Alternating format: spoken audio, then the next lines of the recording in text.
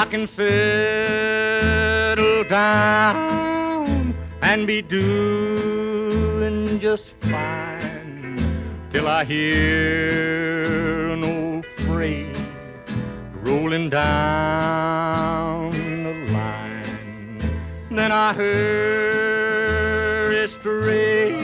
Thanks for joining, Shaun. Good to see you. You found the place. Got a little bit lost. It's been it's what's been happening a lot lately. Oh, is it? Yeah. Okay. Welcome to our little podcast studio at the back of our backyard in our garden, and we might have to get some pointers off you a bit later on the way. But I invited you on the show, Shaun, because you have your own show on the Pulse.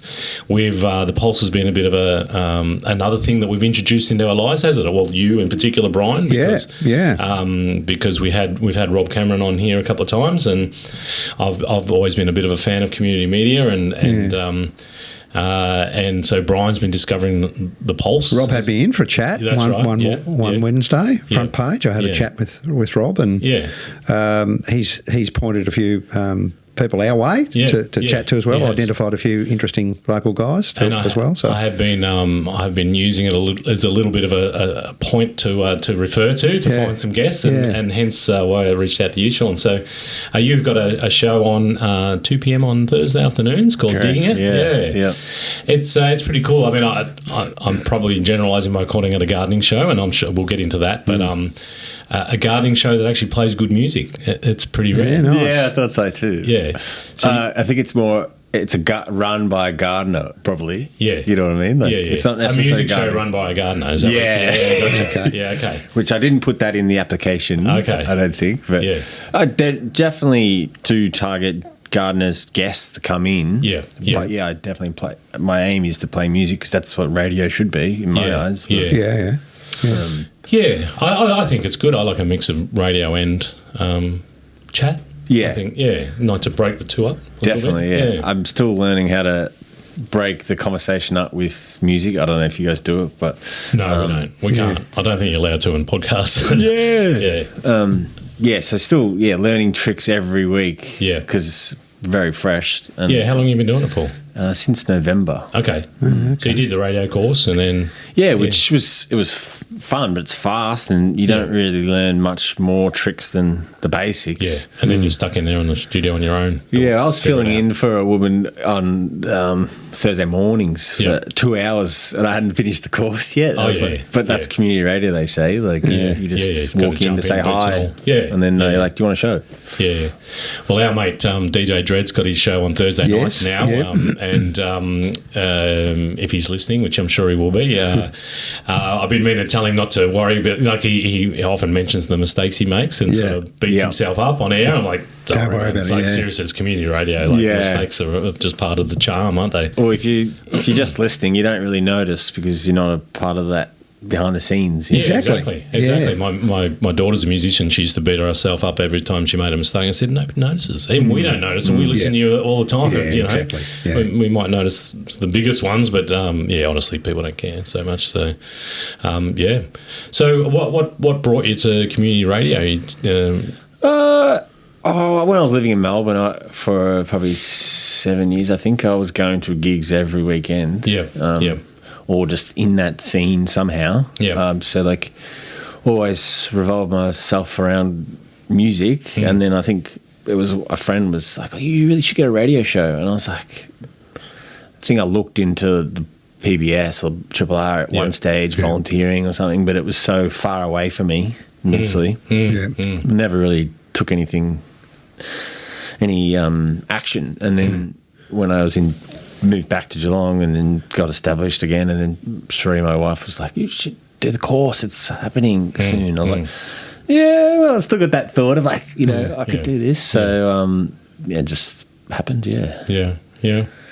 And so you went into it as a music show with a bit of gardening or a bit of permaculture. What was there a specific sort of plan for that, or you just wanted? Well, there wasn't anything there already, so that was sort of. I'm always trying to get people to see the fun in garden nature. So I thought that's definitely a good way to go. And then I obviously love my music, so I was like, I definitely want music to be a focus as well. Which when I'm writing in the little brief about what it was, local music and garden. So which is good, because if you just did another local music show, there's probably a bunch of those now. So it's a nice point of difference. It's quite broad gardening, so that a lot of older people, younger people can listen and still learn things. Yes, Well, I'll listen to. I haven't heard your podcast yet, but I'm going to go and find it and have a look. Oh, the radio show. It's not a podcast. Sorry, on the community radio. Because I love heavy metal hour straight after. Straight away after, hour of heavy metal straight after. I call it vintage metal. Yeah, vintage. It is. I hear that sometimes on a Thursday afternoon when I'm driving home from golf. So you're just before that. Yeah, I've heard the heavy it's not all that heavy metal, actually. Now I'm an expert. I've listened to them. Sometimes it's not heavy metal. Metallica fan. Sometimes it's not heavy metal, but it's DJ Dread after a few hours later. It's good music. Yeah, and then DJs later on. I thought, that's a nice collection of music then. So if I... when I do tune in to listen to you on Pulse, Shaun,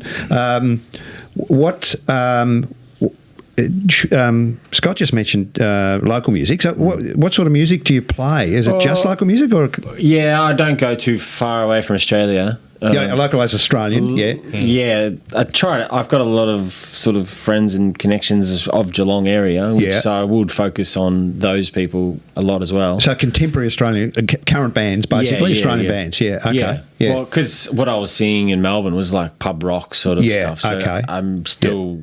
got that influence going on. Yeah, okay. Well, I've relaxed a bit, so it's a bit more ambient as well. Okay, cool, okay. So it's a broad mix of music, actually, and it's tough sometimes. I'm like, but I love this, but this. If you want to have a nice flowing radio show, it's like, probably won't enjoy my show sometimes. Yeah, and I look forward to it. So on that's the music side. On the gardening side, is there a pattern to what you work through on the garden conversation each week? When I first started, I was going to have a bit of a structure, and then that's just not how I work. So I ended up just getting guests to do the talking about it, and I would ask a question that I might have known about or...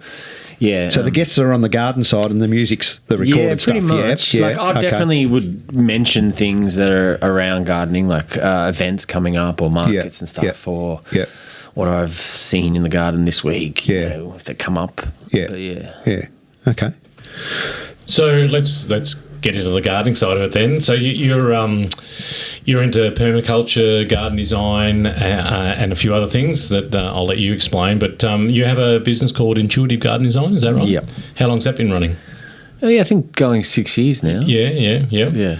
And where'd the passion for the garden start? Not for the earth start? Is that something you've always had as a kid, or do you remember a point where it kind of kicked in for you? I always think about the house that we grew up in. My mum was like, sort of did a food foresty thing with a path and an old gate, and I was helping the tiniest bit, but it was fun. Yeah.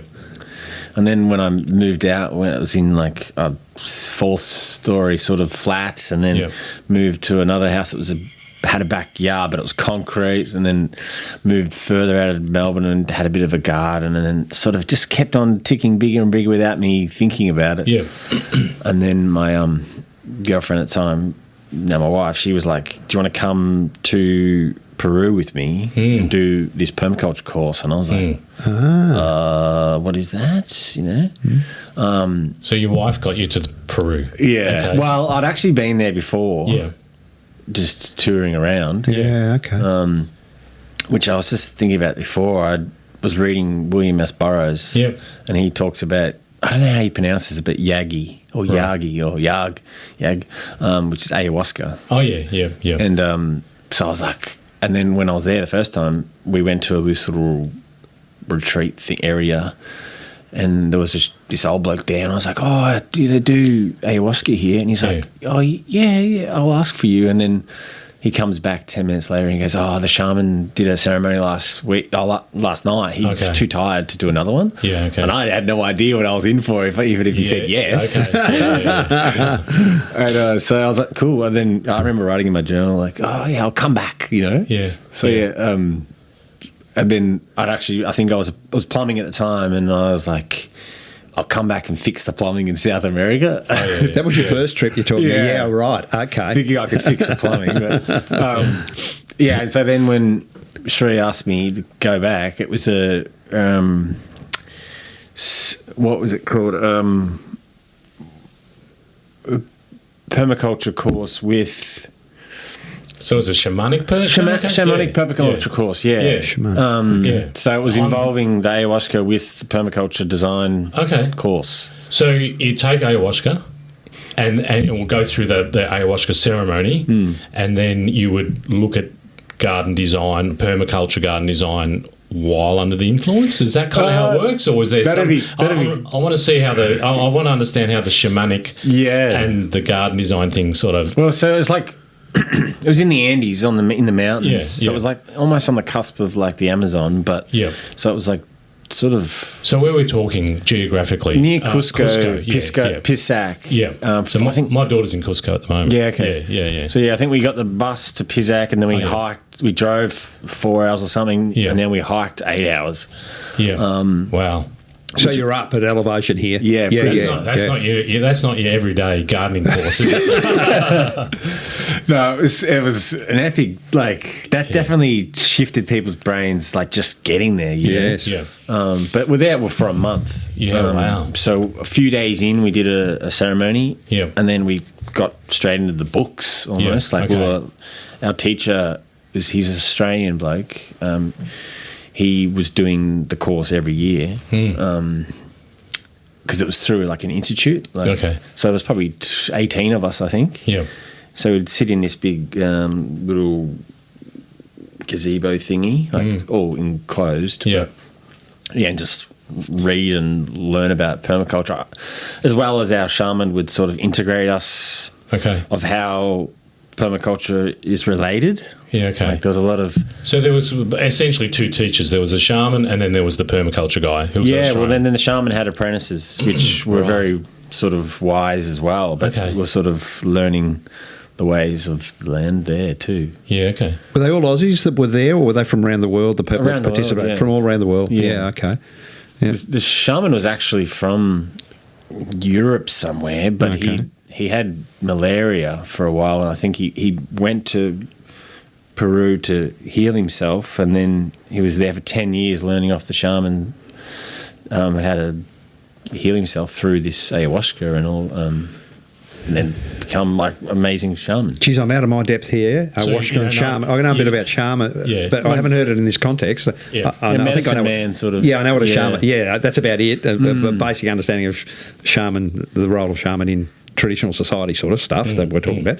Ayahuasca was you're talking about? Ayahuasca's what's this? Become quite, I mean, I don't know if popular is quite the right word, but it's been championed a little bit by, say, Joe Rogan and people like that. There's become quite a movement back towards taking psychedelics for things like PTSD or just for, expanding the mind, I suppose. So it's a drug, is it? Ayahuasca's a drug. Sean could probably explain it better. It does have a psychedelicness to it, but it's meant for healing. Like it's not, you wouldn't take it to go to the party or something. It's quite a ceremony. Right. People are there. It's for medicinal use, you're saying, essentially. It's a healing thing, not a lot of people who are in that group were there because of childhood traumas. All these different array of... situations. So why would I not have heard of this particular... Well, I probably hadn't heard of it until fairly recently. I don't think it's not a common psychedelic like... It's a lot of work. To make... Where's it come from? Oh, it takes 3 days to brew this root. It's a root. And then they use... A South American root? From South America, They'll use, depending on the shaman, they'll use a couple of different plants as well to make their kind of... I don't know. I haven't done it myself. And then when you drink it, you have Icaros is like singing in complete darkness. We're in the same little hut from like 10 o'clock to 6 o'clock at night. And, some people were out there. Through the night? Yeah. Yeah, okay. So you're all just like... Go in complete darkness. Yeah. It's meant to replicate like a womb. So you can heal from any things before you came to Earth, you know. Wow, what an experience. Yeah. That's an incredible experience. So we have one at the start, one at the end, and my first one was really hard because I was thinking I wanted to heal things, and like, because Sri invited me, I didn't really know what I was sort of there for. Had she experienced it before? No. So first time for both of you going through that together. Well, you're there together, but it's probably a more individual. They definitely want you to stay individual. Yeah, it sounds like an individual. Sheree was bawling her eyes out. Yeah. It's an individual experience. It's not a shared experience, even though you're both there. Yeah, get it. Yeah, I get that. Yep. Wow.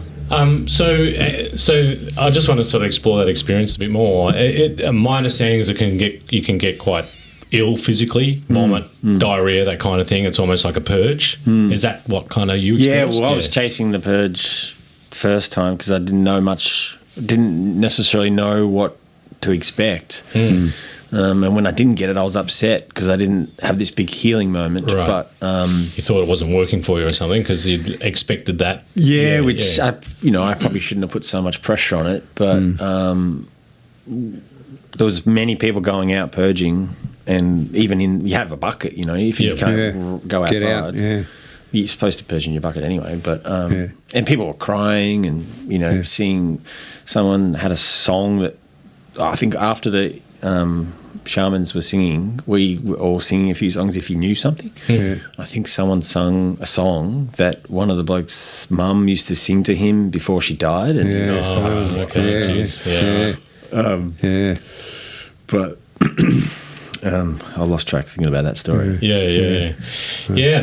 So it's obviously it's very purging and meant to be healing.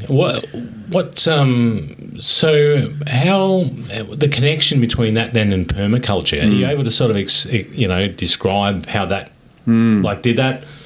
Because you didn't really know anything about permaculture until you went to Peru to this course, right? Your wife was into gardening, obviously, or how did she come across this course? Well, she had a calling from ayahuasca, who's like it's like a serpent sort of energy or snake. Yeah.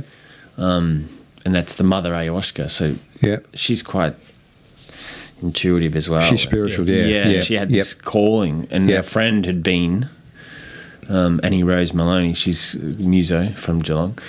She went there previously, and she was playing cricket for Australia, and she quit after going to this.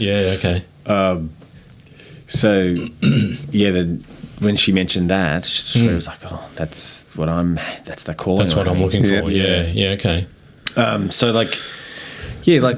I just completely looked at nature completely different from then on.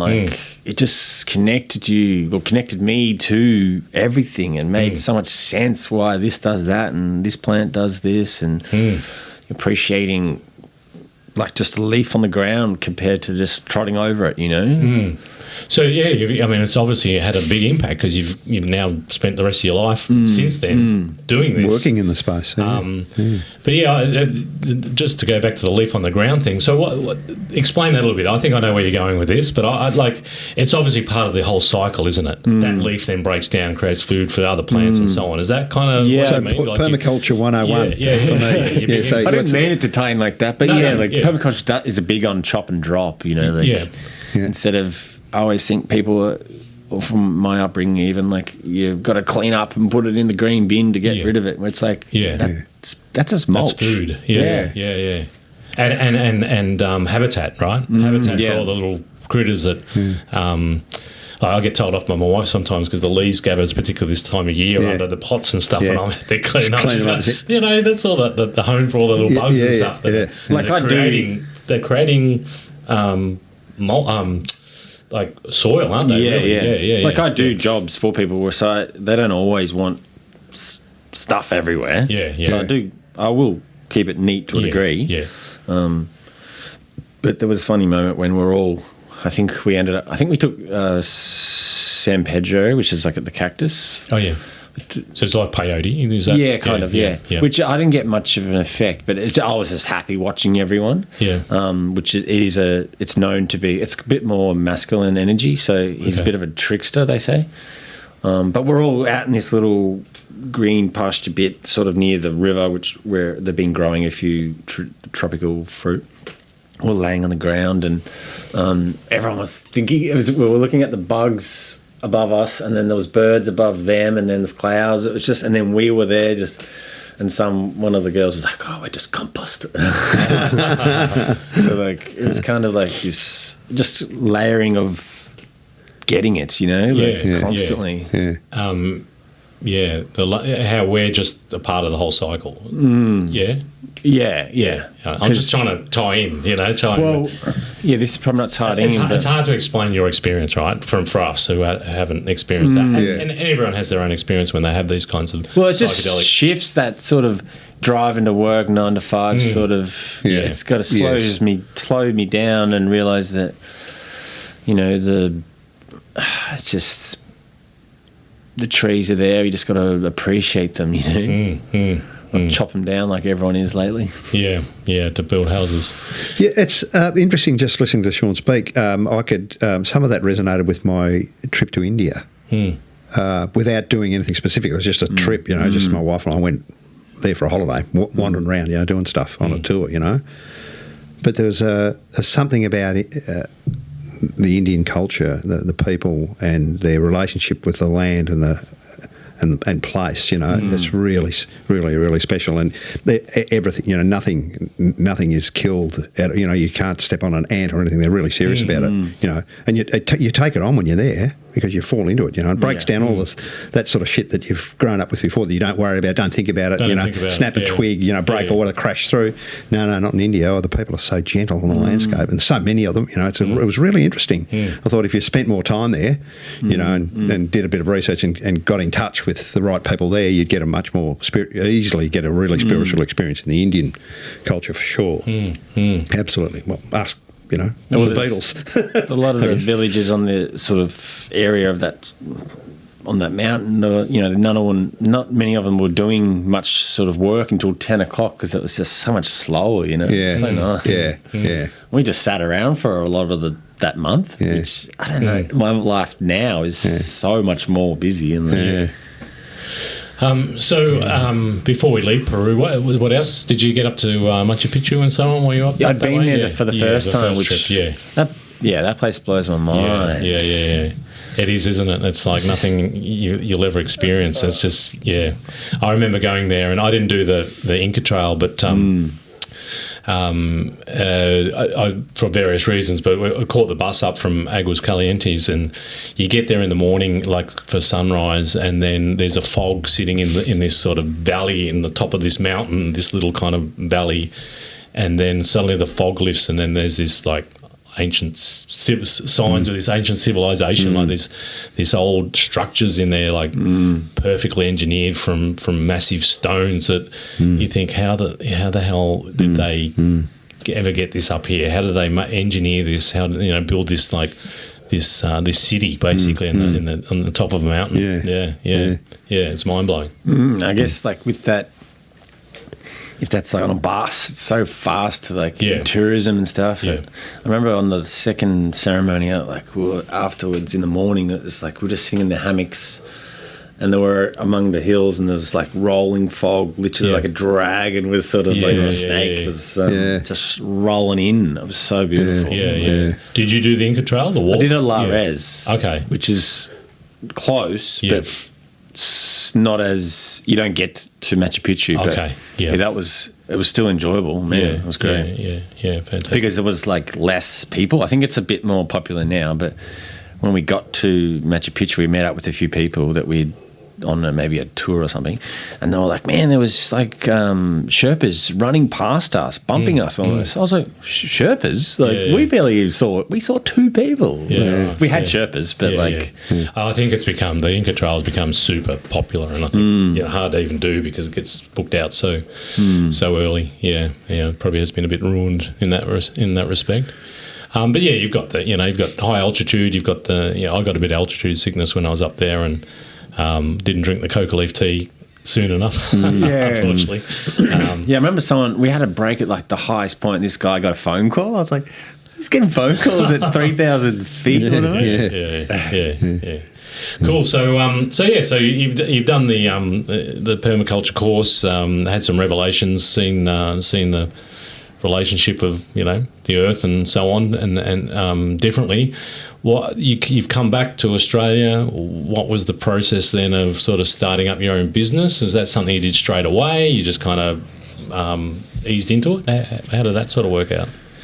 Yeah, well, they did warn us that when you leave this space, it's going to be a lot. So we did work a lot of integration and get ready for that, because it was like, which I ended up wrapping up my job with plumbing, because I was just like aware of like, this doesn't feel right. I'm not happy about this life. And Shree was running a cafe at the time, so like I just quit that and moved down with her and started in the cafe. So when you say down, you mean down to Geelong? Back to Geelong. So you were back to Geelong. I went from Geelong to Melbourne, back to Geelong. Right. Yeah, and your wife was here in Geelong. Yeah. Is she from Geelong? Ballerine sort of all around. Yep. But so you moved down here. Then I just started a Gumtree ad, like gardening, Yeah. See what happens.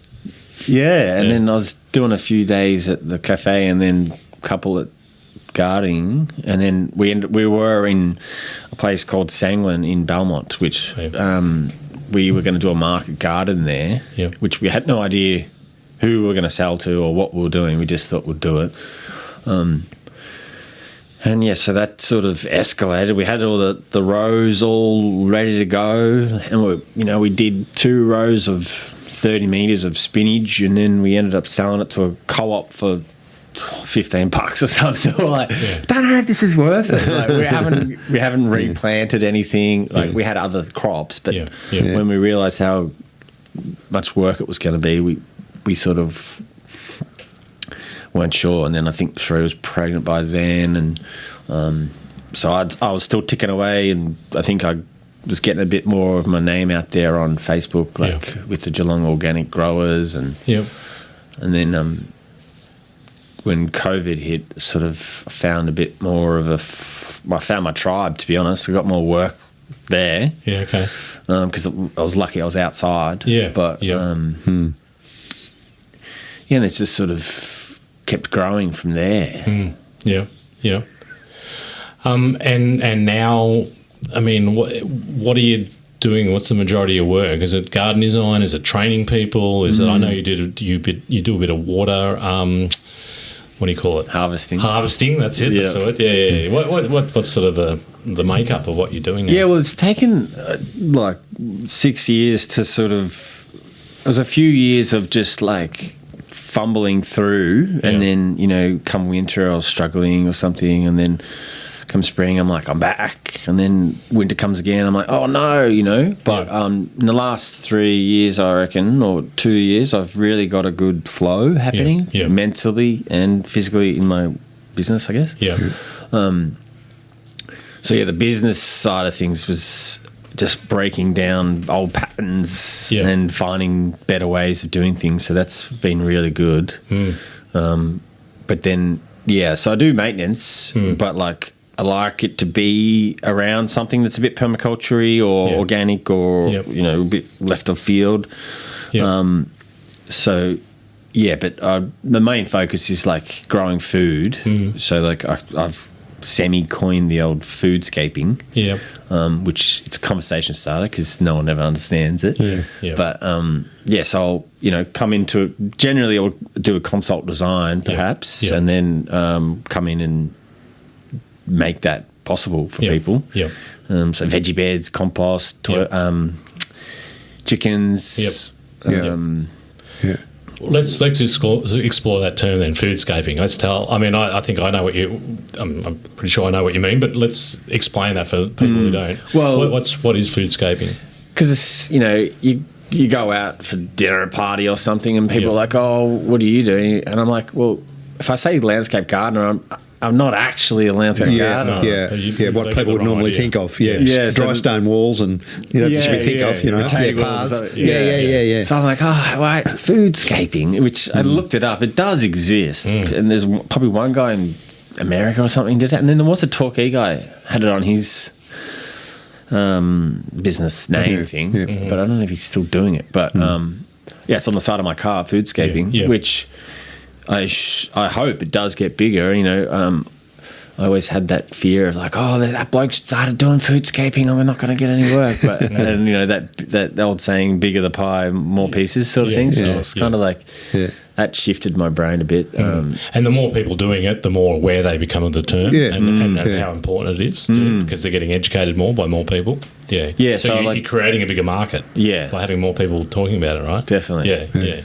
So it's just like landscaping for food instead of like hardscaping. So we're talking about growing food in available space. So, here we've got a suburban house, maybe not your typical suburban garden, but, somebody's got a house block and they've got a few roses and a couple of, some geraniums, whatever they've got. They've got some plants that are not very practical, right? They take a bit of water, but they don't offer much back except they look a bit pretty.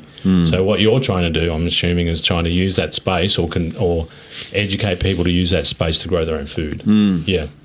Which I think me coming in gives me the opportunity to be a bit more forthright with like, that's a waste of space right there, or why are you growing that, or I'm not being rude, I'm just being there for what's some examples of that?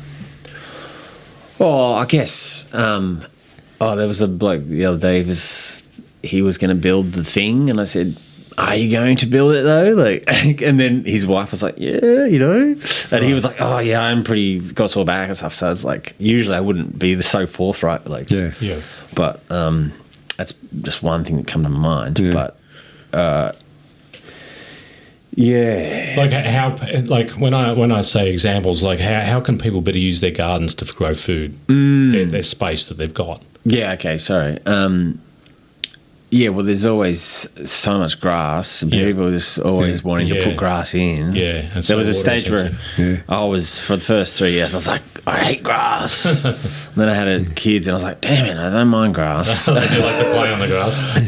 So I do understand that grass is good, but there's always enough room for a few veggies, surely. And if it's not veggies, there's you can espalier some fruit trees on a minimal space along the fence, or get chooks in that back corner that's not being used, or catch a bit of water like on that dead side of the house with a slimline tank.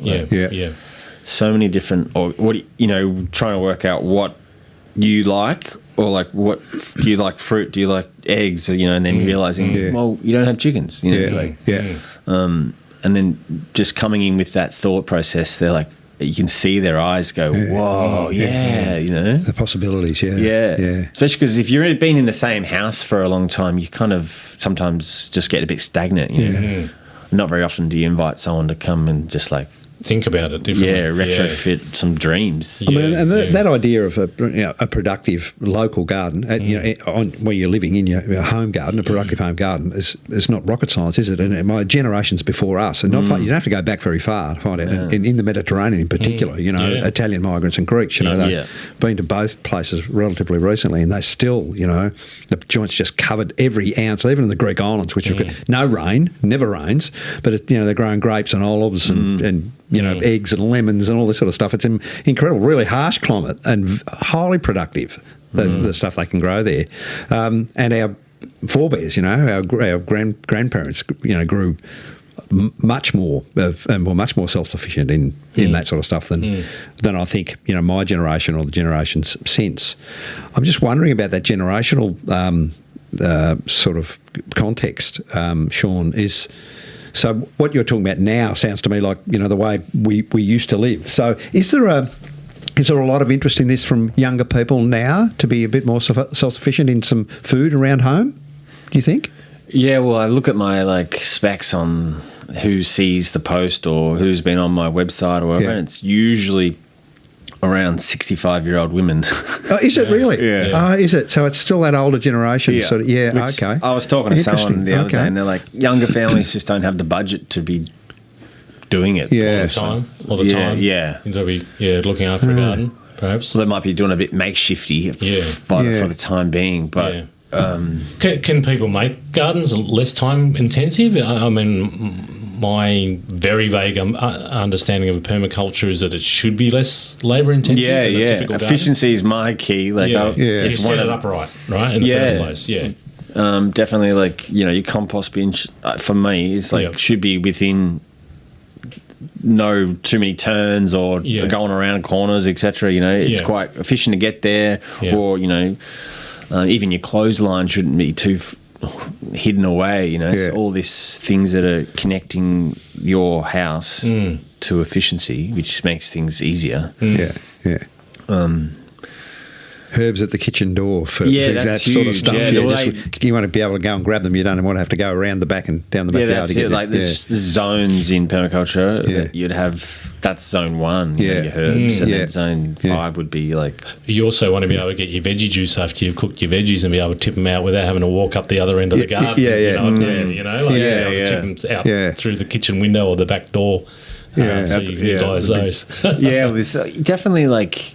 Picking things that you know you'll do is, I think, like with a client, I'd be like, I know you're not going to come out and clean the chicken coop or something, you know, so make it easy for you because you don't want to do it in the first place. Yeah, and you're not going to. Really? That's right. Find someone in the family will, or trade the eggs or something, you know. Yeah. We love chickens, and we've had chickens often here. And, I've had chickens too, in Perth, and always loved them. Love, you know, the fact that they're eating our scraps and they're turning over the garden and providing with eggs. They're giving us food. So productive. And as people who don't eat meat or red meat, my wife's vegetarian and I don't eat red meat, to have the protein from the eggs, you know, that's been created in your own space is fantastic. And they're great fun pets as well. But I think I'd be interested to see what your thoughts are on this, Shaun, but the reason I don't have chickens now is, for one, I found I was struggling with the time to look after them, mostly to make sure they're locked away at night. The foxes didn't get them because in the end we lost all our chickens to foxes over and over again. That's not uncommon. So, I mean, there must be ways that people can have the chickens but can work it in with their lifestyle so they're not losing the foxes, or they're not having to spend it, like you said, cleaning out the chicken shit or, you know, whatever.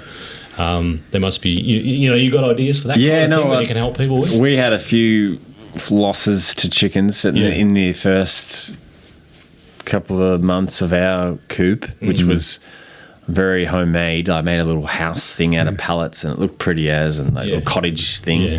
But it was a ramshackle door. But there's a good company in Tasmania that make automatic doors with the sun goes down, the door goes down. And the chooks know because they want to go to bed. They go into roost, they go in. So ever since then, it's changed.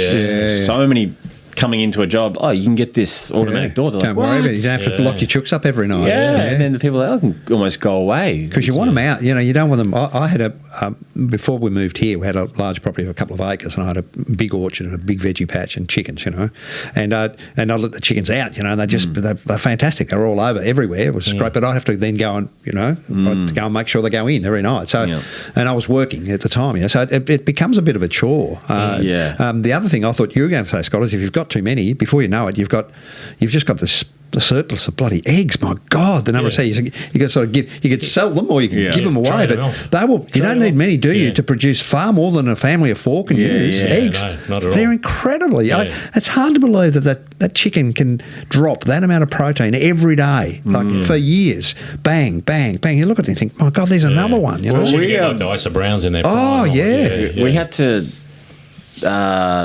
look after one that was like, we had to finish one off that was attacked by a fox, and we were going to cook it up, and when we cut open the guts, you know, to get it out, there was like 4 or 5 eggs coming through. You know, they're all underdeveloped. In the chain.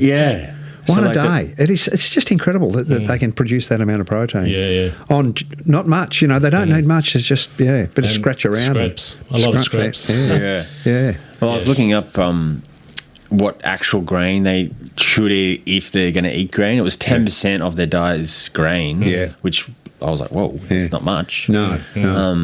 As in, you should be feeding them scraps or green manure or whatever. And then, there's not many shops that are selling the right seed mix for them. Yeah. And like the ones you get at the bulk shops are all just like the wrong ones. Yeah. Or it's a pellet. It's a complete and process. then you don't know if it's GMO or anything or where it's come from. Yeah. I've found one. I don't know if we drop names here, but like it's I looked up what you should feed, and then that list was in this list I got. So I'm also happy. Yeah. If you want to drop names, I don't mind dropping names. Graylings is a great old hardware store. Yeah. They've closed down, but they're still doing seed. Yep. Okay. It's in Newtown, sort of. West Fine Street. Yeah. Okay. Yeah. Can we just go to the permaculture bit, the specifics, like the key characteristics or the core rules or something? So we're talked about, being self-sufficient and having a range of foods grown locally around your house if you can. But where's the permaculture link? What's that? What makes it permaculture? Permanent culture. So like so many different things around cultures, as in like agriculture or like lifestyle and making that more sustainable, but like permanent. So like being able to grow food consistently, or like there is principles that you will follow, like different. There's a list of them that these two blokes have sort of accumulated. And then there's like the crux is like fair share, people share, and earth care. Okay. So a lot of it's sort of ingrained in my brain now, so I don't necessarily like follow the the to-do list. It just sort of happens. It's more organically now for you because you've been practicing it. Yeah. So there's something about lunar seasons and lunar. Is that part of permaculture? No, they don't planting to the moon. Go too deep into the moon planting. No. Okay. But seasonal. Yeah. Obviously seasonal with good times to grow certain. It's more like observe, interact. So you'd sit. You buy a block of land, you're supposed to sort of observe it for the whole season. 12 months before you realise I put my greenhouse here, or I put a big brick wall on my new house here, and that won't actually catch any sun. And then like using the edges. So being able to grow vertically or in that little nook of dirt that's got a bit of space. It's sort of real like. Just thinking about things more than, So observing, observing's huge. You mentioned three terms just a second ago. I want to explore them. You remember the three terms? Earth care, people care, and fair share. Okay, can we explore each one of those? Yeah. So Earth care is obviously, not using toxins and poisons. Glyphosates, none of that.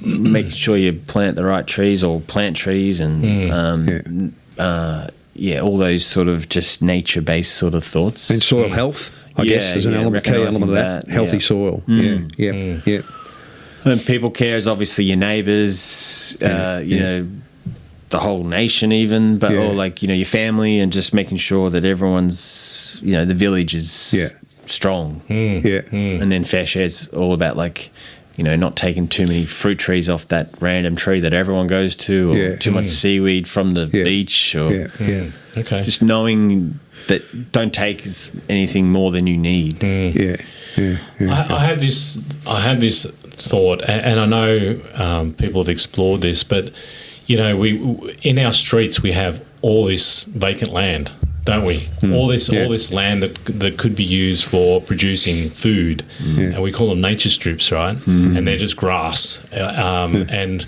I wonder how we can have people who are struggling to put food on the table when there could be just free food on the streets. Why don't we do that? Well, I heard this thing that was like, the fruit will fall onto the ground and spoil and it'll look bad. That's bad. Right, we're worried about it looking a bit bad. Whereas we could be looks untidy. We could be feeding people who are struggling to feed themselves. Some little communities do that on micro scales, don't they? There's I think Foster in Gippsland. I've been the little strip of town there. They've got container beds and they're full of vegetables and herbs.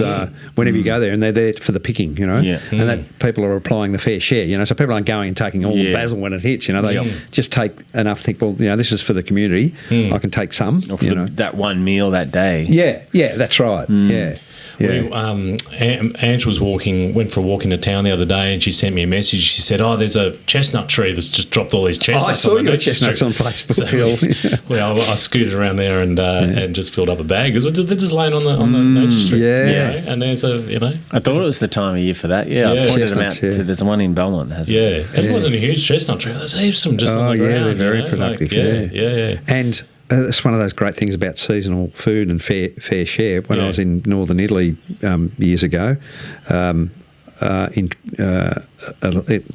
up near the Austrian border, I can't think of the name of the town now. Anyway, it doesn't matter. But there was a market. Anyway, it was a market in the morning. I went out to the market in the middle of this little village, and the market was just mushrooms. There was that was all mushrooms, and they were all wild picked. They'd all come out. It was the autumn. They'd all come out of the forest, right? And they're all shapes and sizes. They're piled up, and this is 30 years ago, and I didn't have my camera with me, right? No phone, so I went back to my hostel get the backpack, get the camera out, came back, and by the time I got back into the little piazza in the centre of this village, there was hardly a mushroom left. So the blokes had come out, so this week they don't take a shopping list, what is it? And so this week we eat mushrooms, because there's some mushrooms that are in the market, so they take the mushrooms. They eat mushrooms this week. No going to this. And I swore when I came back, I said, I'm going to shop in markets. I'm never going to go to a supermarket with a list ever again. I'm going to go to a market, a fresh market. I'm going to buy what's fresh there to buy, which, of course, I haven't done. But I try to do that as well. But the draw of the supermarket, it's like, it ruins all that stuff. Well, you go to a good restaurant, and they're cooking seasonal food, aren't they? Our favourite one down in Aries Inlet, the menus are seasonal when they make, there's, if the tomatoes aren't in season, there's no Greek salad on the menu, and it's like, where's the fucking Greek salad? It's a Greek restaurant. It's like, well, tomatoes aren't in season. We're not going to buy the bloody gas force from ones Queensland, or gas reluctant ones, or so I feel like that's eating seasonally still hasn't kicked in, fully locked in. No, it hasn't. No. It'll be really hard to break that because we've got so used to eating not only seasonally but exotic. Getting what we want whenever we want. We eat shit that we shouldn't. And it looks bright and colourful. We shouldn't eat here. Well, they say the body shouldn't eat food that's not from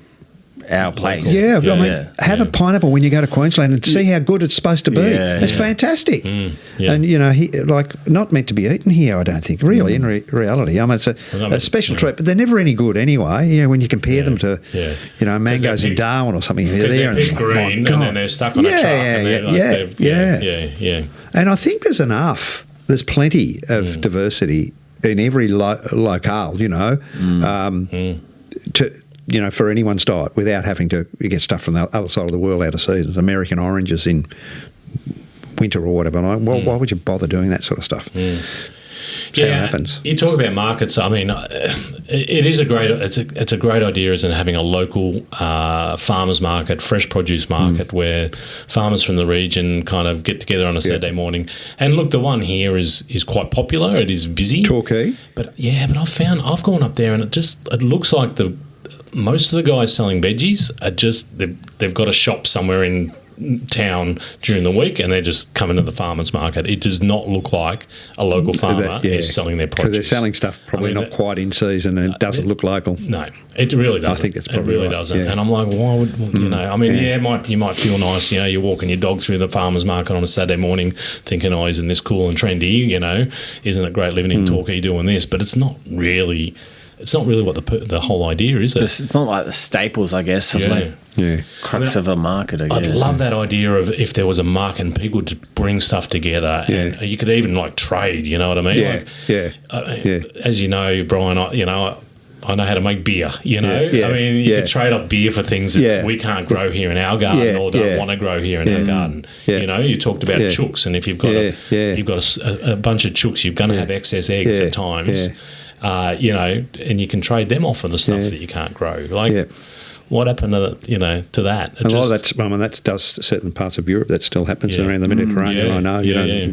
Greece is a lot of that exchange occurs. Olives for eggs and lemons and stuff like that. I mean, what's happened to that? Great way to do it. Obviously, we've lost the knowledge. I mean, I think one of the most important things we can do is teach our kids how to grow their own food. As a essential survival bloody kit, basically. Are we just too busy paying the mortgage and the car loan? Well, that it makes me think of being in the suburbs when you're too busy. You don't actually speak to your neighbour, or the road's got too busy to hang out there or kick the footy ball across the road or something. You know, then it loses that. I've got heaps of lemons. Yeah. You got any more of that beer that we traded last month, or whatever? I don't see that often. But we definitely make an effort to meet our neighbours and chat and stuff. So just that, not security, but that safety of if anything did go. You got people to call on. Yeah. I mean, I guess we're guilty. I mean, we live on a pretty busy road here. It's not like we can go and kick the footy ball or hang out. And most of the houses around here are holiday houses anyway. So our neighbours on either side are almost never there. So, which is good in one way, but you lose that sense of community and being able to share these things that you've got excess of. Yeah. Another element of this is waste, isn't it? Like that really, I really hate waste. I really dislike the idea of waste. I mean, good food it's so especially good, it's so valuable, and then to have any wastage at all is just terrible when you think about people going without food around the world. So using, whether you put it back through your garden, like through a compost system, or actually using peels to make. I'm now, thanks to my Irish son-in-law, he makes this fantastic vegetable soup from the peelings of his vegetables during the week. At the end of the week, Maddie makes the sourdough bread, a beautiful sourdough bread, and he makes a big pot of bloody vegetable soup. From just all the peelings and stuff. It's fantastic. Cooked slow, 4 hours, cook it right down. Beautiful, or stock and in the freezer, that sort of stuff. I mean, it's good if you recycle, but for that stuff to go into landfill or into green waste, that's terrible, Through your garden, if you've got one, great, compost, fine. Otherwise, use it yourself, eat it. I'm starting to play around with pickling and making relishes and stuff. Somebody's got, a mate of mine's growing some peppers and he's had too many, so he's giving me some, stick them in a jar with some apple cider vinegar and spices. 4 weeks later, you got fantastic. So you're not going to eat them, might not be able to eat them right away. But rather than waste them, you keep them for a time and make them last. So it really gets me with the waste is like when people don't compost, it's like, where do you put it? Well, you put it in the bin. Well, now you're supposed to put it in your green bin. Now they've got bins to take it away. I know. Where does that go? What's that about? Seriously, what is that about? I'm not quite sure. Because I know that the green waste in Geelong is turning into like a substrate to grow in now, like a composty sort of thing, which they've got it bagged up at Mitre 10 and and bulk like South Point of it. So you're giving it to them, they're bagging it up, and you're going to buy it back off from Mitre 10. It's a little bit weird thinking, but I chop guess it up and leave it on the ground in the first place. Exactly, like you were talking about. Just leave it there. Leave it there. It's exactly. Done. Save yourself money. Save all that fuel carting about. Plastic packaging, the fuel to pick it up. You can buy a bulk, but it's interesting. Where else is the other stuff coming from? That costs $3. It's like, well, where'd you get that stuff from? When you were speaking earlier, Shaun, about your the work you do as your foodscaping, and if you go to a property and you've got a gig to put it into shape, how do you go about getting the resources, the raw materials to bring that, the soils up to the standard or the space right? Do you make any of that yourself? Do you buy that sort of stuff? How do you make sure you get good? Do you use organic stuff? I'm sure you're not using bloody cheap, bulk produced stuff. Yeah, well, when I was first starting it, just as in thinking about the space that it was going to grow in, I was very strict on recycling timbers and making sure it wasn't traded pine and stuff. Yes. But now I've sort of source hardwoods to make my beds if that's what we're doing. And then usually lasagna beds is like a layering system. So I usually layer my beds so it saves a bit of soil, because you don't need compacted 600 mils of soil, because it's just going to go hard. Usually, I don't know if you've ever seen. So what are we laying with? So straw. Usually you can buy in straw, but I've got a guy that does organic, spray-free sort of straw that he shakes it twice. There's not many peas in it. He makes it for rose gardens. And he's out in Curlewis, and he's real good. Pea straw without the peas. Well, there's a few in there. Yeah, but because it can be I've used pea straw as a mulch in my veggie garden. Next time I've got a crop of peas, and it's like, I've gone to loosen chaff, which I like. But it's expensive. But that's a lovely. That's another layer I would use. Jackie French loves lucerne. The greenish you can get. I love lucerne. Yeah, which I think seeing it green, it probably hasn't been sprayed. Too much. Because I asked the guy when he was dropping some off at one of those pet places, and I said, "Where'd it come from?" And he's like, New South Wales or something. And then all that leaf litter that you can pick up. Some dry stuff. I use a bit of sawdust or coffee chaff. Then homemade compost in between all those layers. Manures at all? Yeah. So aged chook poo potentially quite low in the layer. You can buy in stuff or get some horse manure from somebody, which would be low as well in a layer.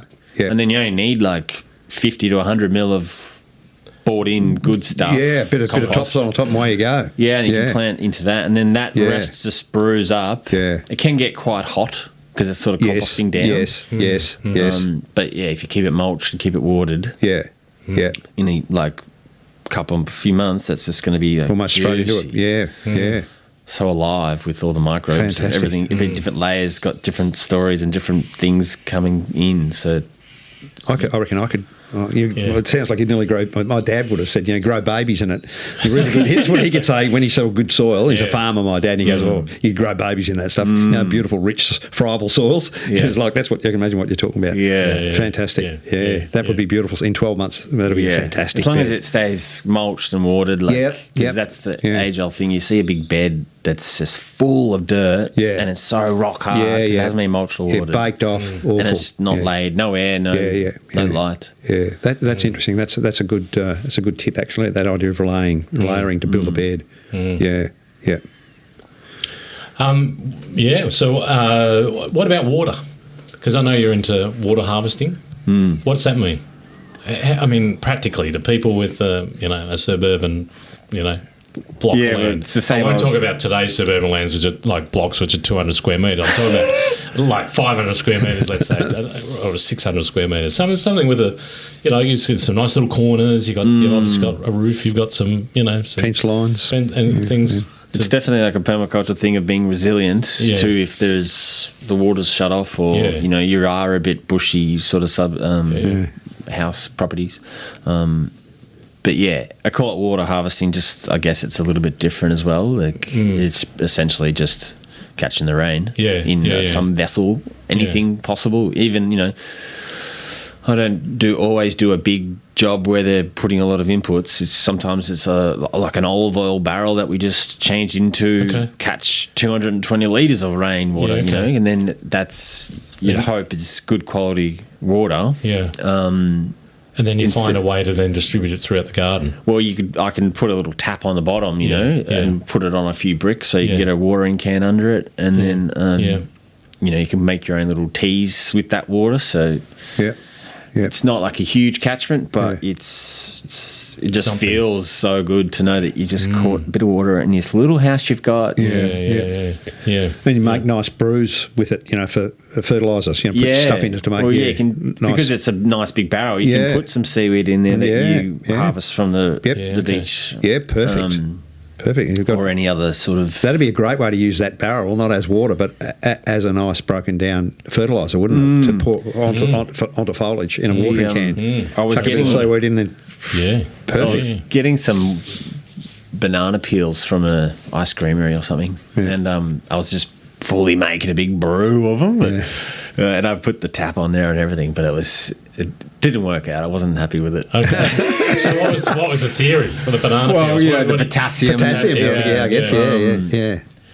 But I've been speaking to Dags from Biodynamics, and he's shifting my brain in like making sure that each material you use is very well thought through and know where it's come from and everything. I was like, God, I don't know. Some things. It's getting a bit wild out there with so many different ways you can look at things, but What's your backyard look like? You're in a suburban block somewhere, or you got something a bit more?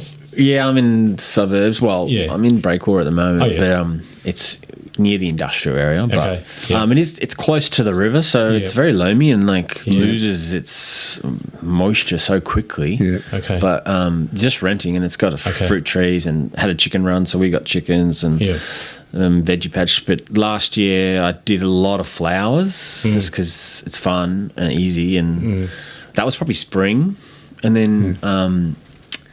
So then I've been growing a lot of seedlings for jobs or markets and stuff like that. So because we did try a few different things, cabbages and zucchinis and cucumbers, which a lot of people had trouble with this year, and tomatoes were late. But they were late, weren't they? Really late. My tomatoes did work. Still picking them now. Late, mine were really late. Yeah, actually, Angie's got a tomato plant that's popped up out of a pot on the front porch, and it's grown to flower. It's growing through a garden chair, trying to get to the light. I said, "Is that go? We're going to get tomatoes." She goes, "Yeah, we might. If it gets enough light." Yeah. But it's been tough with moving house because you don't get to know that tree, that fruit tree, or it likes this or that, or doesn't really pruned, or But that is a goal, to potentially find some property with enough space to create some crazy permaculture joint.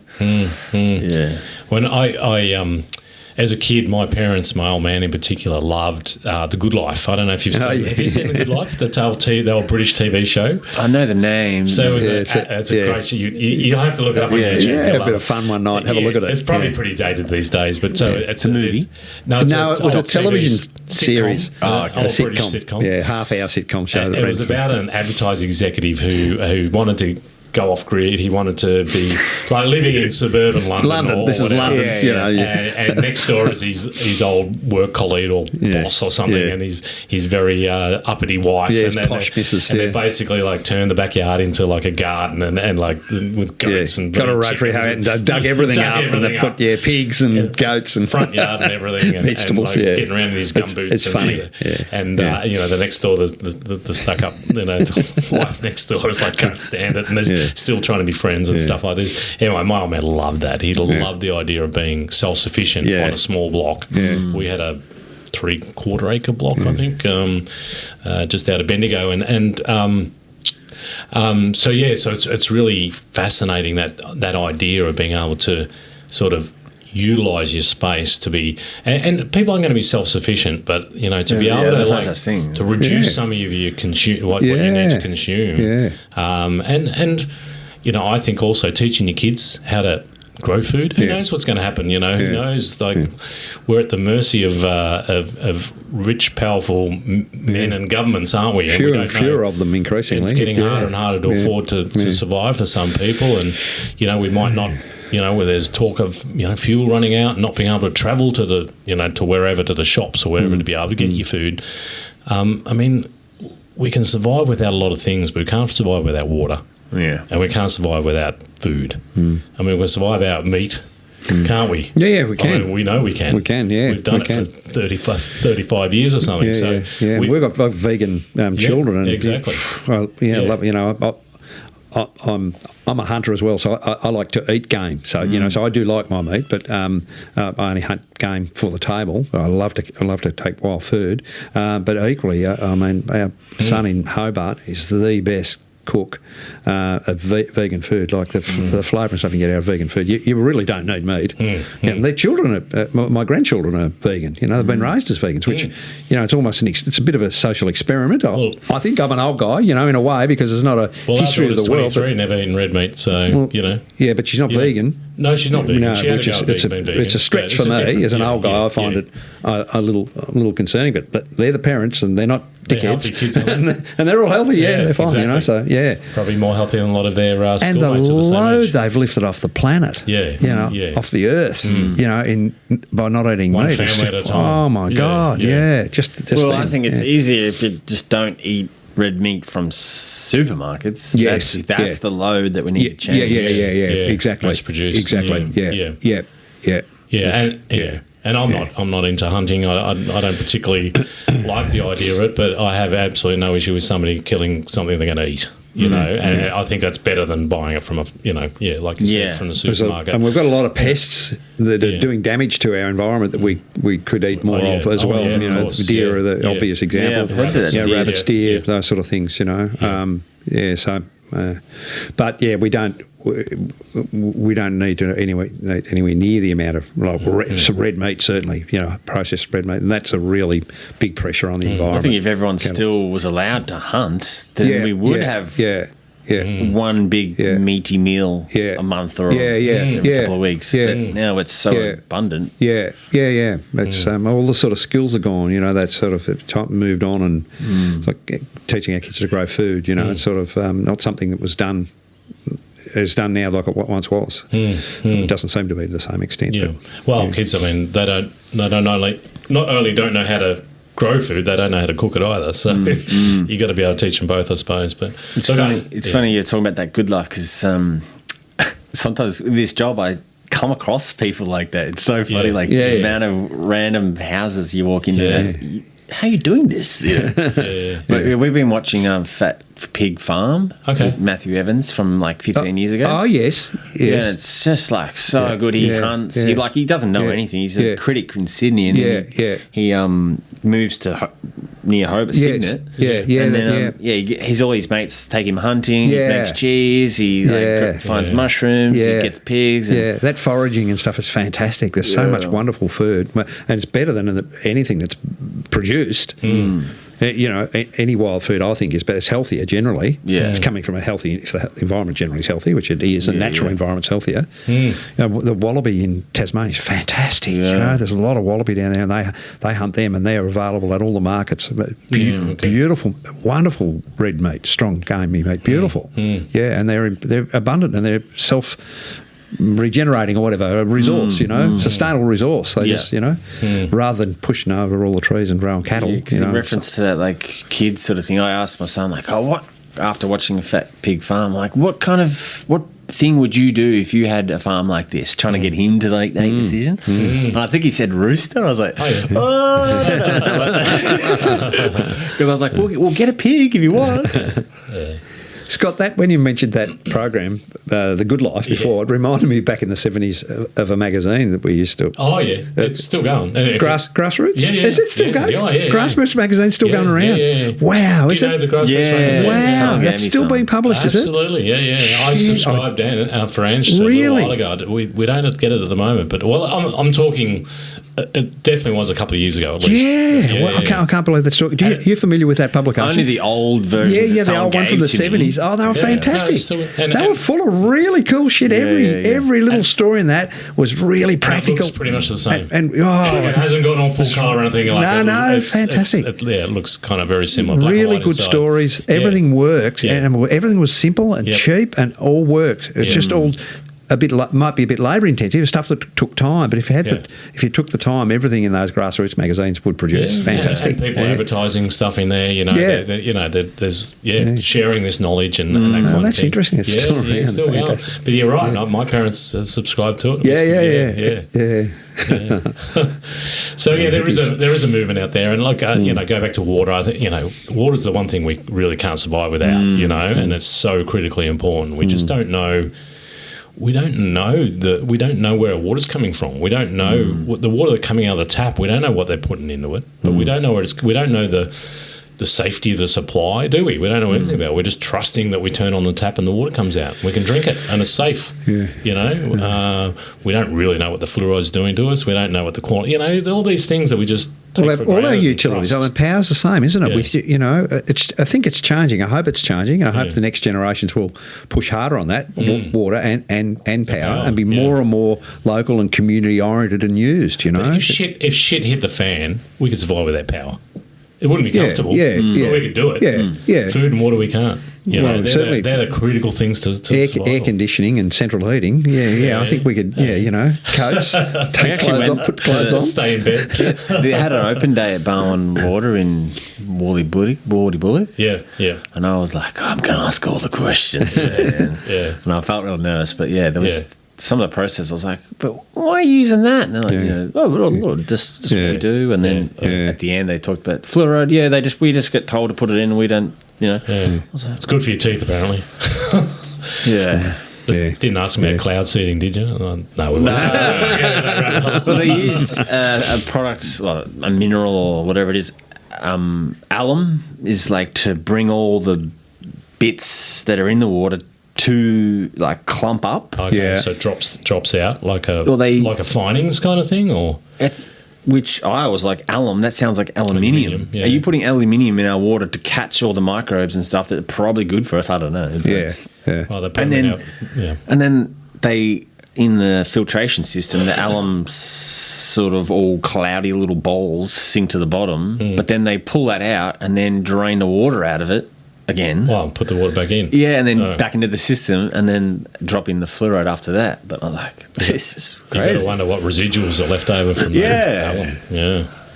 And that's what, they say Parkinson's or Alzheimer's is all linked to heavy metals. They put aluminium in our vaccines as well. So, I mean, we're getting plenty of it one way or another. But there's another rabbit hole we won't go down either. Not today. Cool. What if you walk into someone, like, I'll probably already asked this question, but I'm just trying to get, if somebody's listening and thinking, look, I've got a backyard, it's just sitting there, it's like not doing much.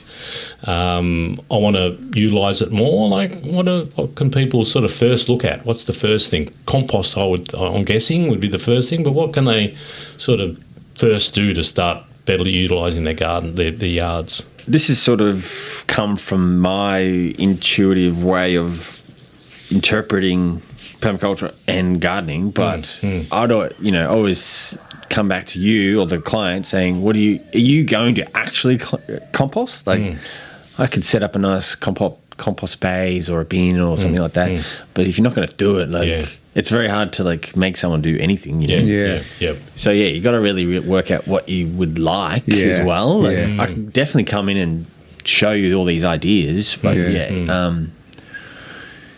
that's the number one, I guess. And if you eat a lot of veggies, let's do veggie beds, If you love fruit, let's do fruit trees. If you love berries, we can incorporate them everywhere, But composting is definitely a necessity. Like to improve your soil. Well, just to stop and use chucking your waste in the bin. Yeah, that's right. Not throw it out. Because you're not actually filling up your bin quickly either. You don't have to empty it out all the time. Or it doesn't smell funky, or then we don't actually use plastic bags in our bin in our kitchen. We just, it's a waste of a bag. The bin does get a bit manky, but rinse it out. It's better than wrapping up all the stuff that's supposed to cause another thing you got to consume, another thing you got to buy, another thing that's got to break down, and but. If you've got, I'm just visualizing like a big lawn there, like, I guess it's, you definitely can cut that in half so you still can kick the soccer ball around, but definitely grow veggies or herbs or flowers. Flowers, I always say start with flowers because you just chuck the seed in, they grow, and then it makes you so happy, draws you outside, and then you're like, oh my God, I can put some herbs in here. Understand the process of the garden and the growth cycles and stuff. And I love perennial plants and perennial herbs, and fruit trees. That's stuff that every season comes around and it just keeps giving, all of those Mediterranean herbs, thyme, rosemary, oregano, just pull them out of the garden. Fantastic. So many perennials that fruit, that have food or of some sort. So it depends if you're making a medicinal thing or a little berry. Or, So it's so easy just to put a few things in to make that shift slowly happen. What about weeds, or what people consider weeds? Dandelion, for example. I mean, there's so much in our garden that people just go, oh, it's a weed, and they pull it up. You can actually eat it, right? You can use it. You can use it as a tea. I mean, dandelion's the one that comes to mind for me. What else can people find in their gardens in this area that they might be able to utilise that they're just thinking? Weed. Couch grass is actually good for UTIs as well. Okay. Which is a cool one. But I think cucuys are weed to me, but that's a grass. Because it's so invasive. But, what I've been learning, because I'm having a lot of people come into my show, and a lot of people are saying, weeds are like tell you a story. They'll show you what's wrong with the soil. I suppose if you've got a bit of a grassy patch, there's a bit of weeds somewhere. It's probably because it's too wet or too dry or compacted. So it's like it's tough because I'm like, I don't want to promote fixing the grass, but it's definitely a shift of like weeds aren't the problem. Like, so many. It's the environment or the environment they're in. Well, you go into a health food shop or a bulk shop or something, and then you'll see the weed in a little jar for sale. It's like, what? Yeah. Well, I drink. I've given up caffeine, so I drink dandelion root instead of coffee or tea now. So it's and it's growing in your garden. Or you can chuck the leaves in your salad. Chicory grass. Well, chicory weed root. Yeah, it grows along the roads and stuff. It's like a beautiful purple flower, and that root has got a nice coffee taste as well. But you can buy a bit at different shops, but it's so easy to harvest as well. Because like most dandelion or chicory will have a long, big tap root, and then you pull it out, and then it's got some extra little hole there to plant something. Just fill the hole back up again. Cool. Yeah. Well, I got a nice little, on a very small block now, where my wife and I have retired to a small property in Highton, and there were a couple of fruit trees along the back fence, which I took out because I had no room for vegetables anywhere. So I removed the two stone fruit trees, and mulched it all up, dug it all up, and I've got a lovely asparagus bed, which is now about its fifth. I haven't picked it yet. It's in its third season this year, and it's now really taking off. And I've been, everywhere I've been, I've grown asparagus. It is just the easiest and the most beautiful thing to pick fresh out of the garden and eat, raw or cook, and it just keeps coming. Cull it and it keeps coming. It's a fantastic perennial crop, and takes no room. In terms of your gardening, you do like in a little corner somewhere. It's enough. About that much is enough for a family of four. For a good long spring season of asparagus is fantastic, and it's good for your weed system too. It's a terrific one. Rhubarb, another one. Crown of rhubarb, and it just comes up every year. Just keep cutting it, eating it, freeze it, bake with it. Make cakes with it, I love those sort of tough, old-fashioned perennial plants that just give and give, Fantastic. A lot of people are like, I don't like rhubarb. It's like, well, just hide it with some apple or something. You can put it in a jam, you can make it into a... so much with it. If there's a collapse or whatever, it's like, man, love rhubarb. Absolutely. It's keeping you alive. And it's tough, it's so easy to grow. I love those sort of... It gets quite fibrous too, so it must be good for you. It'd be great for your garden, I'm sure. It's very fibrous. Great for your garden, I think. And I like sharp and sour sort of flavour, so it suits me. Cool. Well, thank you for the cauliflower. When are we planting that? What's a good way to... Right now, in she goes. Now's the season. He's a permaculture man. He's not going to give you something, the wrong plant at the wrong time. No, that goes in now. That's ready to go on the ground now. I think there's a little calendula in there as well. That grows like a weed, but it's a beautiful... medicinal flower and just like spreads, and it flowers during summer and winter. Like it's the best. I love them as well. Absolutely. Very good for you. And you can make like a paste, like a salve out of it. And it's good for cuts and grazes and all that kind of thing. Calendula, calendula, really pretty winter flower too, because it gives that bright yellow or orange in the middle of winter. It's beautiful. And they see it's so easy. It's funny, it doesn't grow all that well here, but when we had a warehouse in Moorlap when I had the brewing business, and you couldn't stop the stuff growing. It was everywhere. Interesting. I don't even know how it got, whether Ange must have planted some or whatever, some seeds got in there from our garden, and it does grow here, but there it was like whoa, it just wouldn't, you couldn't stop it. It was might have been aspect potential, just the openness to the sun, because it's usually in the cold weather when it grows. Winter, sort of the calendula through the winter usually, and it flowers in the winter. Well, we had a lemon verbena there too that just went completely nuts. I know that's not native to here, but it just went. It was like a tree. And I think there was a septic tank on the property, so I reckon it liked a bit of that. But then we put a lemon tree in there, and it just wouldn't grow. We brought it back here, and it was fine. It was good. But I was trying to get a T-shirt made with all sort of permaculture weedy flowers on my sleeves, and like each color was related to the chakras. Oh yeah, which I think screen printing gets quite expensive once you hit 5 or something. So I had like calendula was one, and borage. And, borage, beautiful. Oh, you're speaking my wife's language now. She'd love to talk to you about that. Yeah, tying the chakras in with colours of plants and stuff. Nasturtiums. Can't think right now, but beautiful. All those plants, they're beautiful plants. Yeah. Winter seems to be a really good season for flowers, eh? Yeah. Did you say borage? Borage, I say borage because it sounds nice. Yeah, no, that's the blue flower. Beautiful. You put ice cubes with the gin. It's supposed to be. Haven't done it much, but it's cool. Yeah. I have to make my own gin, and then we can complete that full cycle. Is that beer only thing you do? Or?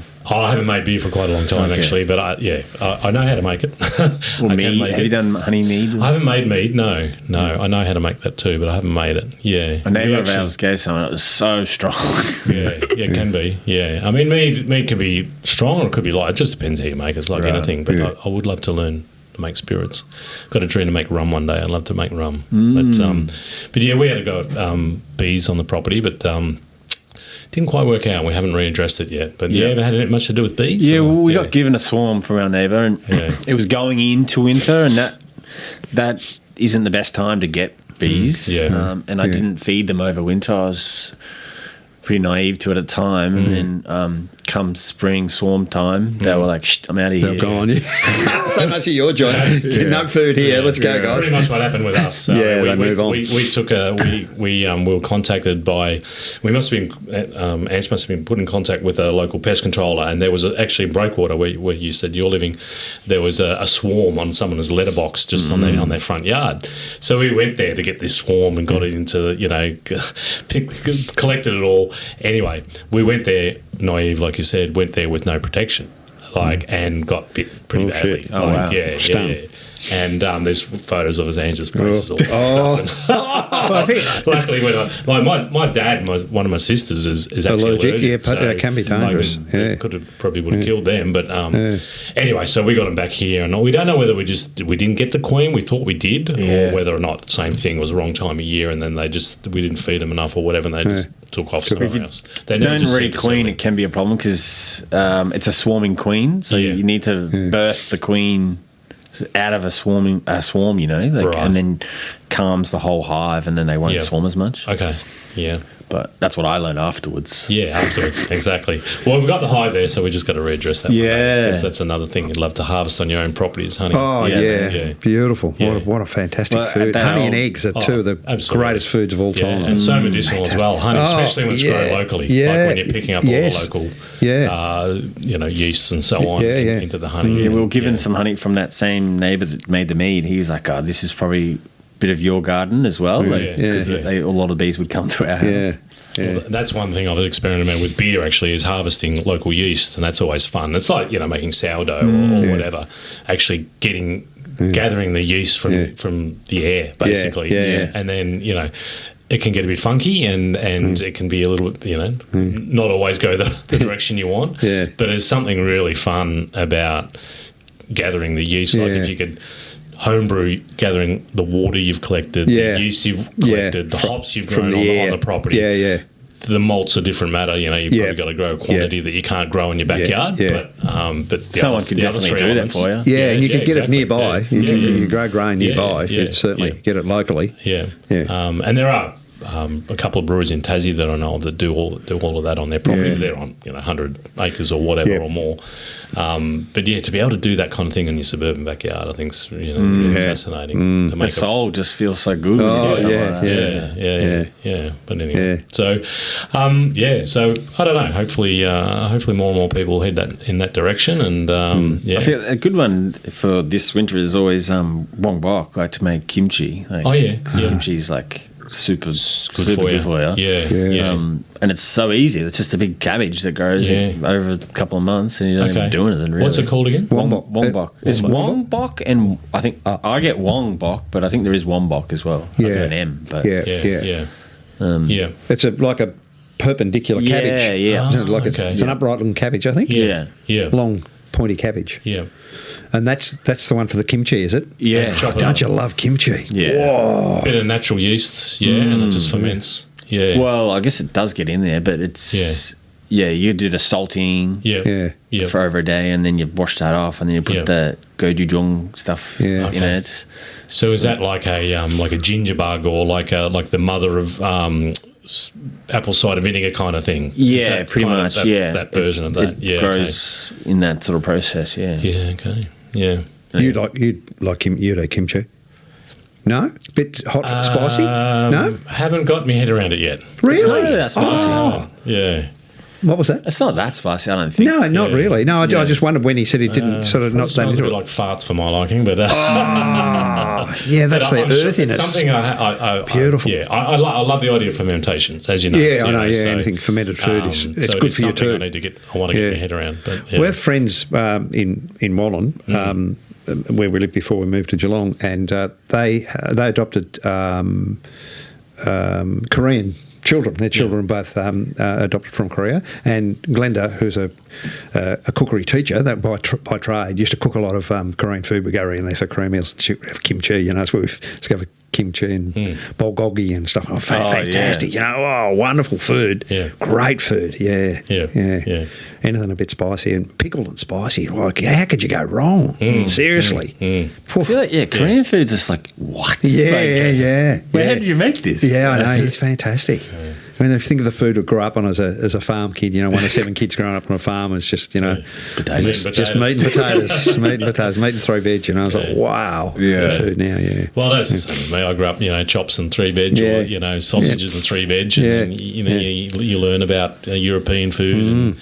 when Nan used to put like the flour over the potato before she roasted or something. Oh yeah.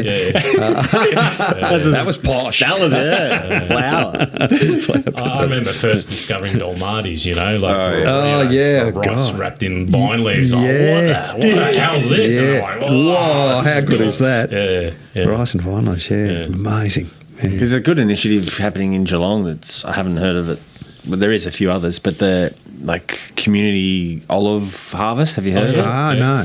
The Barwon Oil Barons. It's coming up this weekend where you pick your tree and you take it to a drop off and they process it and give you oil back. Fantastic. Really? And that's all the olive trees are producing now. They're all got olives. If you look around, they've all got fruit on them. It's like 6,000 tons or 6,000 kilograms they got last year or something. Wow.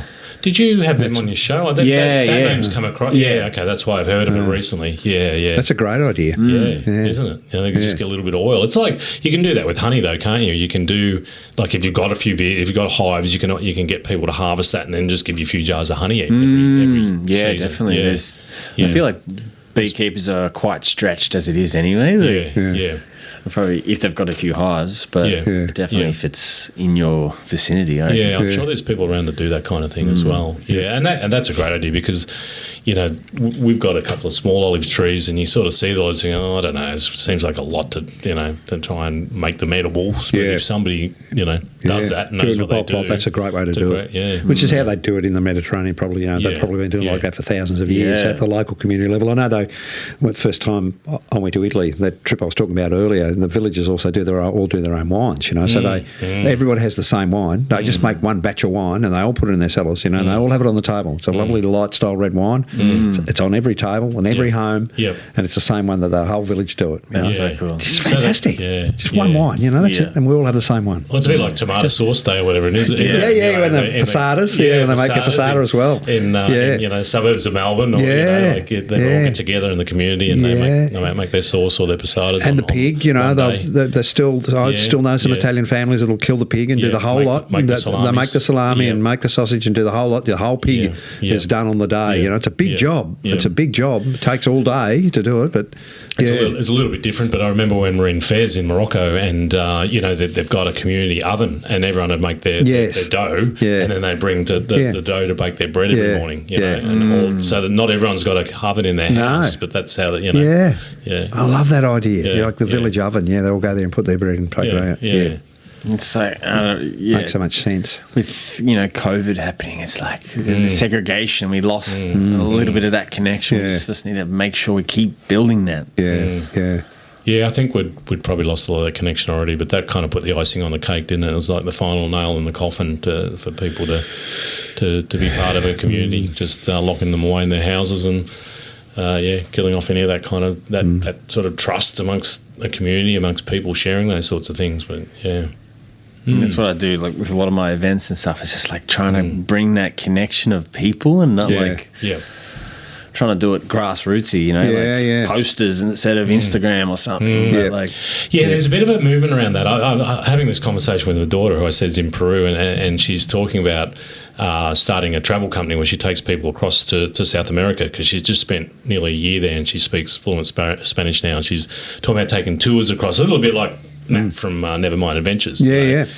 And talking about how she just doesn't want to spend her life on Instagram anymore. She's 23 and there's already, I think it's going to shift, it might be going back to bloody nailing posters on a tree or, we used to, band posters, we used to get a bucket of water and flour and just slap it on the light pole and stick the bloody posters on, Now it's all bloody We did Instagram. that for a couple of years ago. They're still there, so it doesn't come off.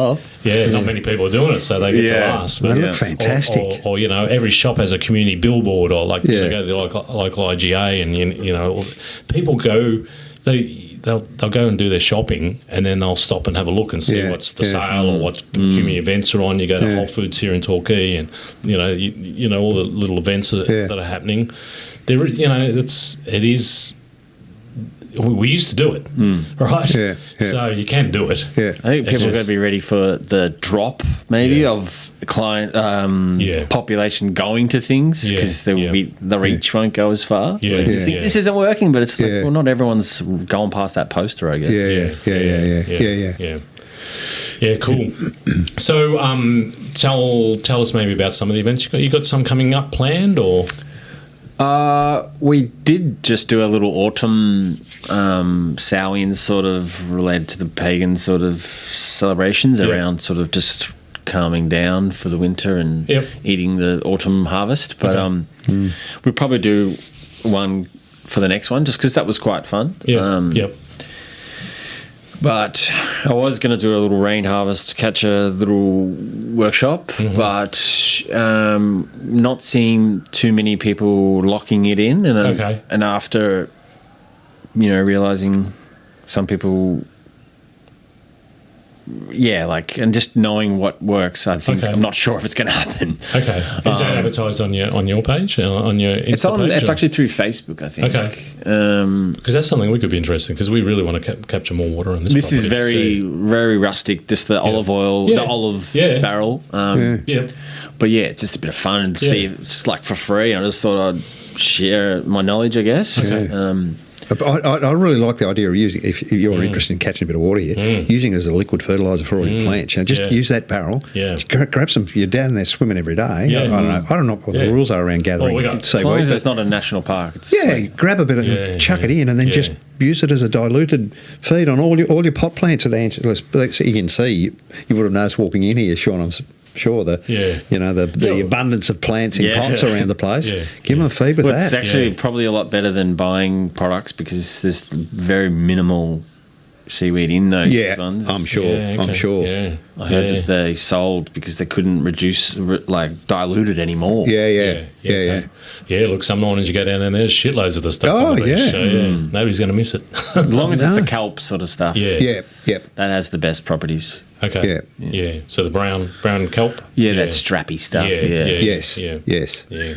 But events going to definitely shut down for winter, I think. But I'll probably I'm trying to put this music sort of thing together, because my designs are quite like that naive style. It's quite a cute little drawing. Takes a bit more time than it should, but do you bring your garden designs? You draw them up. So I draw them, with cool. colour and pencils and stuff. And my friend was like, "Man, you could exhibition that." I was like, "Yeah, all right." So just leaning into that uncomfortableness and just gonna do it. I don't care if anyone thinks it's shit, So I was like, "Yeah, let's do it." And then just started talking to a few people with music influences, and so I'm gonna hopefully collect these Creepy Baby Production. He does videos for bands. Yep. Creepy Baby? Creepy Baby Productions. It's a great name. I really like that. That just, I don't know. I've just got a whole range of imagery coming to him. Yeah. He's got a picture of what it is. It's kind of creepy, I guess. But yeah, it's beautiful. He did a video clip for my mate from Seal Prints and Riff Rats. Oh, yeah. And my kids were in it. So it's pretty amazing. Yeah. So we're going to have him playing his video clips and then hopefully a few other artists do like sort of surreal live drawings. He's going to be in it hopefully. Like I don't want to put too much pressure, but and there's another girl that does like band posters and stuff, so it's going to be like this music intertwined with nature and my designs. Awesome. Where will you do that? It's going to be at the Pulse, hopefully. 100% Pulse. Oh yeah. Oh cool. Awesome.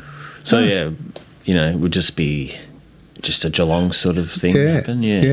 What a great venue. I hadn't been there until I went and spoke with Rob the other day. It's a fantastic. Underused. Wow, what a resource it is. Particularly since I think Diversitat had it or whatever, because they had a purpose for it. They wanted to do the multi-language programs, but there was so much more to that place that's been underutilised for a very long time. It's pretty beautiful to run around in the Bluestone, though. It's a fantastic location. I mean, it's basically got a TV studio in there. It's a great space. Well set up, as well as a lot of room and a great location. I think Darren DJ Dread is going to have a live band in there Thursday night for his show. Oh, cool. A band called Young Band.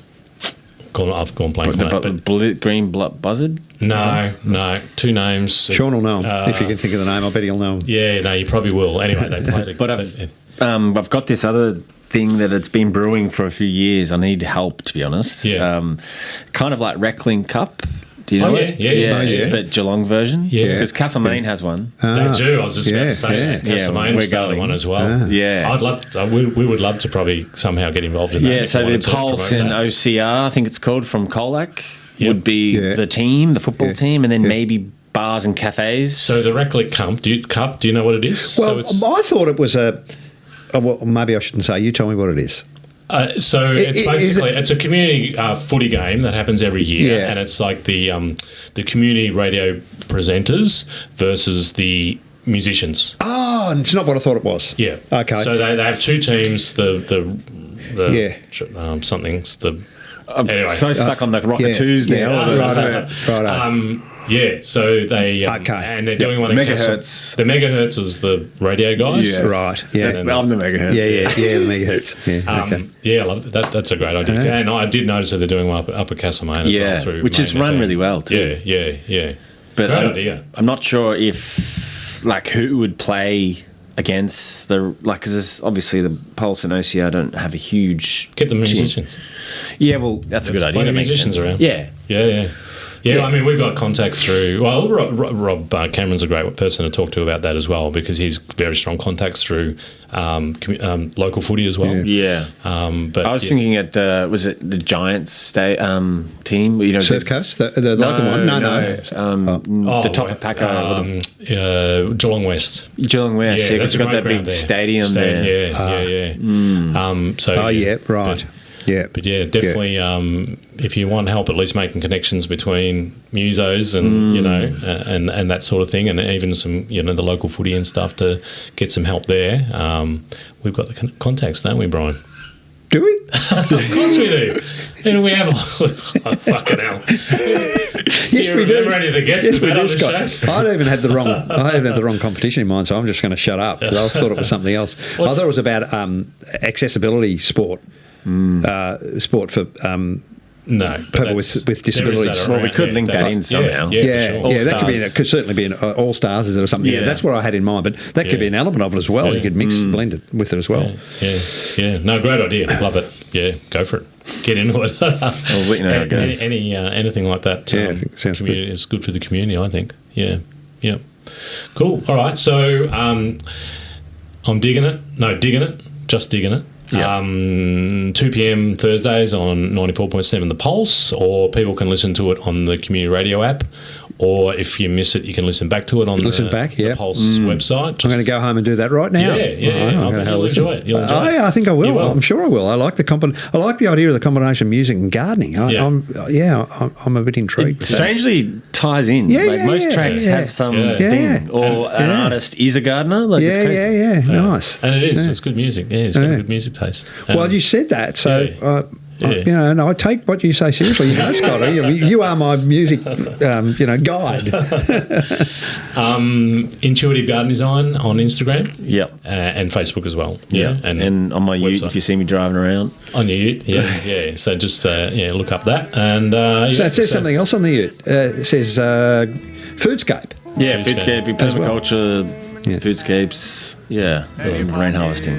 Fantastic.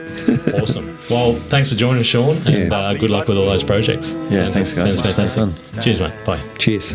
I love you, baby, but you gotta understand when the Lord